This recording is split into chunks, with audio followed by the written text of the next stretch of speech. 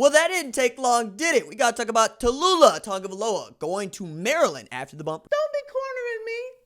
Hold up. Time. You gotta help me with that corner shit. What's up, kinfolk? It's RJ Young. I am not on a step mill. Consider hitting the like and subscribe button because I upload a video every single day. It's always college football related, sports related. We have a good time. Today, we need to talk about Taulia Tagovailoa choosing to transfer to Maryland. Terp, Mike Locksley coming out the woodwork. I feel like this is kind of some Scott Cochran type stuff for Kirby Smart.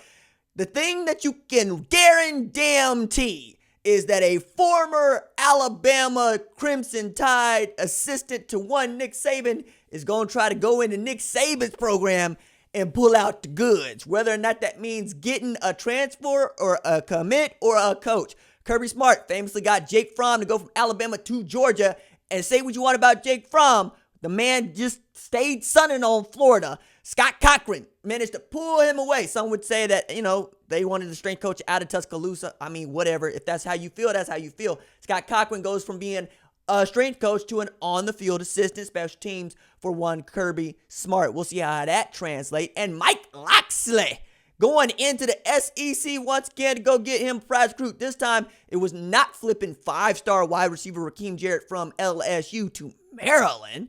It was getting a Tagovailoa into the fold.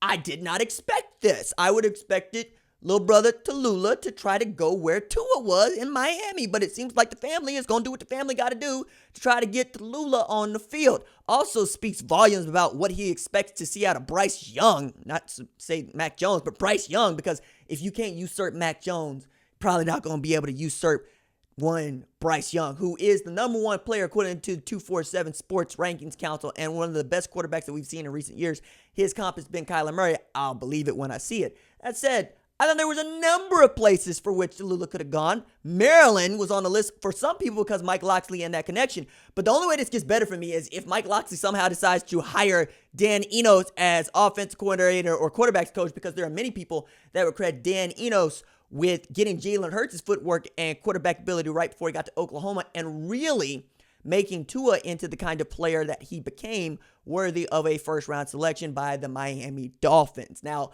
this gets to be wild and interesting because it ain't the first win that Mike Locksley has had. As a matter of fact, in the last about 4 months, he's been destroying in recruiting. Maryland's ranked number 13 in the 247 Sports Composite right now after picking up another 3-star running back earlier today. Local product wants to follow in the footsteps of one Anthony McFarland to go along with Demian Robinson. Didn't expect Mike Locksley to be able to pull it out. Went into my hometown, Tulsa. Owasso is right up the road over there in the metro. Went and got the other Jacobs brother. That'd be Isaiah Jacobs to play tailback in that 2020 class. If they get something like a defense and they get something out of their quarterback position in the next couple of years, they could be decent. I don't think they're going to be any good this year, but going into 21, maybe, right? Because you're going to get Lance Lejeune and a competition with Taulia for that starting job, and you can have your nice little quarterback derby, and you could have whoever wins it have that 5-star wide receiver going into his sophomore year and Raheem Jarrett, and then you're going to have a pretty good tailback. You could create something like a little 3-headed monster to say that Maryland could be on par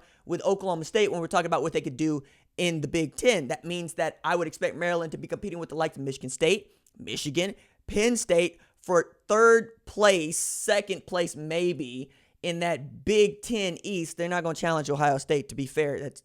That's not shade. It's just what it is. And then in the Big Ten West, maybe they could go at Minnesota, right? And that could be a great game. Maybe they could go at Iowa. That could be a great game. I think they'd have a hard time with the likes of Wisconsin and whatnot. But I think this is an interesting move. If anything, it's going to look fair. And what we know with this move is Taulia's trying to get to the league, right? Not trying to win no national championships, not trying to win no conference championships. He's just trying to get to the league. And you know what? To get to the league as a quarterback, you got to play. And if you don't think that you're going to play at Alabama, guess what you need to do? You need to get up out of Alabama right quick, fast, and in a hurry. And you would like to be able to start in a Power 5 conference. And Maryland is in a Power 5 conference, just like Rutgers. They managed to finagle them ways into that Big Ten and even the ACC. I mean, it's a basketball school, but hey, look, it beats the hell out of riding the bench, right? Because I think that's what it did to Austin Kendall in. He got that 1 year to be a starting quarterback, and it ain't feel that great, right? And West Virginia, That could be Taulia Tagovailoa's fate. He could end up in Austin Kendall's situation, but at the very least, he would be able to start. And he'd be able to show for everybody that he is up for this and that he is built for this. And maybe he's not, maybe he is. We'll all find out. 12 passes for 100 yards and 1 TD last year, mostly in garbage time against the likes of places like Arkansas. You don't really get a good look from Arkansas. That said, 4-star recruit coming out of high school, number 8 player in the state of Alabama coming out of Thompson. I didn't think too much of him when he was at the opening final, but he looked better against Arkansas. But then again, might have saw better competition at the opening final than he saw at Arkansas. Like, to quote one Ed Orgeron, Arkansas ain't beat nobody in a long time. We can't gloat about beating Arkansas. And I'm with that. I totally get that. That's where you got to come down with Arkansas, all right? Now, as it pertains to Lula's future, again, beating out Lance Lejeune, I think he could do it, but it's not going to be easy. I think that Maryland's got a ways to go because when you get 70 dropped on you and you getting sunned in the first half of Ohio State, yeah, you got a long way to go. And that Maryland-Michigan rivalry is going to be as good as long as Josh Gaddis is still the offensive coordinator, Mike Locksley is still over there. But also, this means that Caleb Williams ain't going to no Maryland. Maryland fans. That's what that means. I don't know how else to get this through to y'all. Tallulah is going to be sitting out this year and eligible the next year. You're not about to have no 3-way quarterback competition for no starting quarterback job like that, man. And if you think that Caleb Williams would show up anyway to win that job, why do you think that the Tagovailoas would end up sending their child there if they thought a 5-star quarterback was going to be committed into Maryland? You think they that smart? You think they not smart? You think they didn't think that through?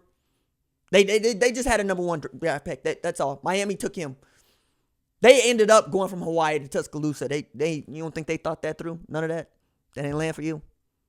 I can't help you if you don't want to see what's actually clear. I don't know about you, but I've been 4 for 4 today on commitments. I kind of know this stuff. All right. Look. If that's where you live, Terrapins fans, if you want to be a Terp, then you go ahead and you do what you got to do. I understand. Some of y'all got to be delusional about your football teams, okay? I'm not delusional about mines. I understand where we at, okay? We ain't no damn Maryland, okay? This is like me looking at you talking about the number 1 point guard in the country gonna come play basketball at Oklahoma. Trae Young did do that, didn't he? Damn, just sunning on Maryland fans today. Tennessee fans can get the smoke too, anytime you want, right? All right, look. I'm happy for Tallulah. I hope he gets a chance. I like Lance Lejeune a little bit better because I know Lance Lejeune's story. And I think he got the goods, but it's gonna be a good competition. Feel good about Raheem Jarrett getting somebody's gonna toss him a rock around. And I'm glad Maryland fans got something to look forward to because the recruiting kind of picking up. And right now they feel some kind of way because they're ahead of Oklahoma in the recruiting rankings. But that ain't gonna stay for long. Look, enjoy it in May. We'll see about you in November, where Oklahoma hasn't lost a football game in like 5 years. All right. We'll talk about Emeka Egbuka tomorrow.